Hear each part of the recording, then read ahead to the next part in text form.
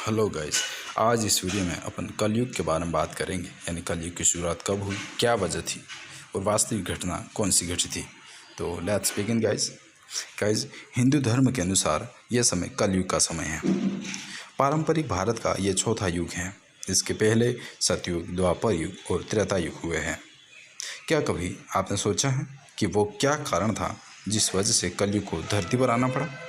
किस तरह और किस समय कलयुग की शुरुआत हुई? हम अक्सर कलयुग के खत्म होने की बात करते हैं, मगर आइए हम आपको आज बताते हैं कि किस तरह कलयुग की शुरुआत हुई। बहुत से लोगों का मानना है कि उस समय यह कलयुग खत्म होगा जब पूरी सृष्टि विनाश की ओर अग्रसर होगी। आइए आपको बताते हैं कलयुग का उदय कैसे हुआ और कलयुग की सालों साल धरती पर क्यों रहना पड़ा।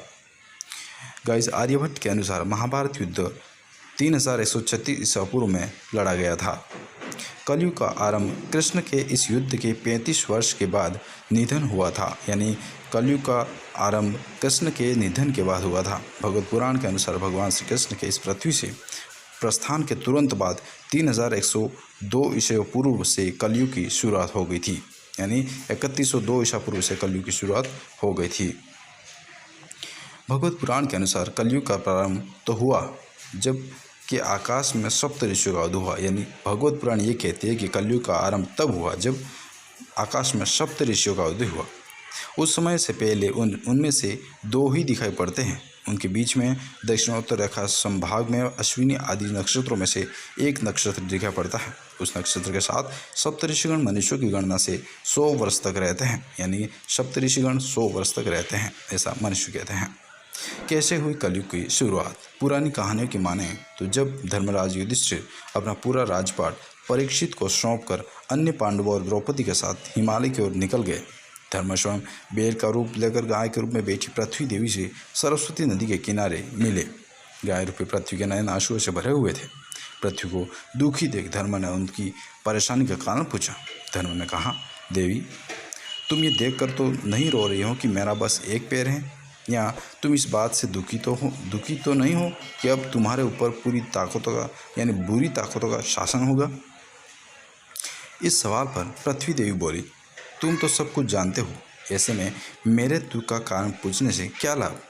सत्य, पवित्रता, क्षमा, दया, संतोष, त्याग, शास्त्र विचार, ज्ञान, वैराग्य, शौर्य, तेज, ऐश्वर्य, कांति, कौशल, स्वतंत्रता, निर्भीकता, कोमलता आदि गुणों के स्वामी भगवान श्री कृष्ण के स्वधाम जाने की वजह से कलयुग ने मुझ पर कब्जा कर लिया है। धर्म और पृथ्वी आपस में बात कर ही रहे थे कि इतने में असुर रूपी कलयुग वहां आ गया। बैल और गाय रूपी धर्म और पृथ्वी को मारने लगा। इतने में राजा परीक्षित वहाँ से गुजर रहे थे। जब उन्होंने यह सब देखा तो कलयुग पर बहुत क्रोधित हुए। राजा परीक्षित ने बैल के स्वरूप में, धर्म और गाय के स्वरूप में पृथ्वी देवी को पहचान लिया। राजा परीक्षित ने अपनी तलवार निकाली और कलयुग को मारने के लिए आगे बढ़े। राजा परीक्षित का क्रोध देखकर कलयुग कांपने लगा। कलयुग भयभीत होकर अपने राष्ट्रीय वेश को उतार कर राजा परीक्षित के चरणों में गिर गया और क्षमा याचना करने लगा। राजा परीक्षित ने कहा, कलयुग, तू शरण में आ गया है, इसलिए मैं तुझे जीवन दान दे रहा हूँ, किंतु अधर्म, पाप, झूठ, चोरी, कपट, दरिद्रता आदि अनेक उपद्रव का मूल कारण केवल तू ही है, यानी कलयुग तू ही है। तू मेरे राज्य से अभी निकल जा और फिर कभी लौट कर मत आना। तब कलयुग ने कहा, प्रभु, सारा जगत तो आप ही का राज्य है, मुझे कोई स्थान दे।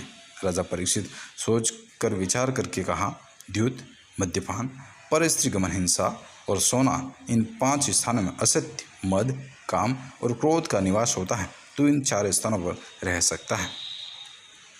तब कलयुग राजा परीक्षित के स्वर्ण मुकुट में विराजमान हुआ।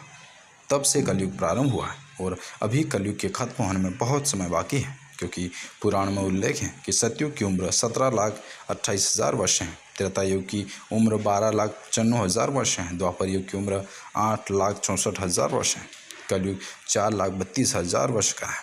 महान गणितज्ञ आर्यभट्ट की पुस्तक आर्यभट्टी के अनुसार कलयुग की उम्र में अभी 5,112 वर्ष ही बीता है, बाकी 4,26,888 वर्ष बाकी हैं। गाइज, पुराण की ये कथा आपको कैसी लगी और ऐसे नए फैक्ट के लिए हमारे चैनल को सब्सक्राइब, लाइक एंड शेयर करें। धन्यवाद।